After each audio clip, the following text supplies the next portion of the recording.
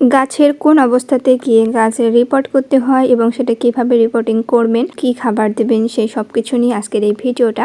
প্রথমেই বলি, গাছ রিপোর্টিং করার জন্য নির্দিষ্ট যে একটা সময় থেকে এরকম কিছু না। আপনার গাছের কন্ডিশন দেখে আপনার যদি মনে হয় যে এটা রিপোর্ট করার প্রয়োজন, তাহলে কিন্তু সেটা রিপোর্টিং করে ফেলবেন। এবার আসি কি দেখলে আপনারা বুঝবেন যে গাছটা রিপোর্ট করা প্রয়োজন। যেমন আমার এই টবের মাটিটা একটুখানি খুঁড়তেই দেখলেন যে অনেকগুলো শিকড় উপরের দিকে চলে আসছে। তো গাছের এরকম কন্ডিশন হলেই কিন্তু গাছ রিপোর্ট করতে হয়।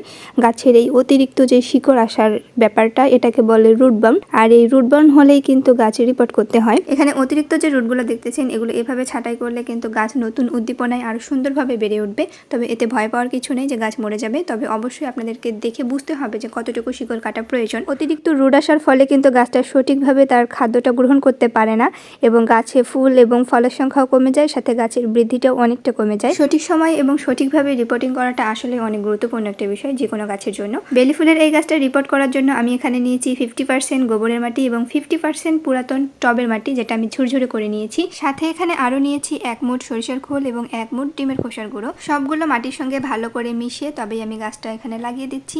আর এর সঙ্গে আপনারা চাইলে হাড়ের গুঁড়ো, শিংকুচি এগুলোও দিতে পারেন, এগুলো গাছের জন্য খুবই ভালো। আরও একটা গুরুত্বপূর্ণ বিষয় হচ্ছে যে একটু সফট প্রুনিং করে দেওয়া। সবশেষে একটু বেশি পরিমাণে গাছে পানি দিয়ে দিব, ব্যাস এতটুকুই।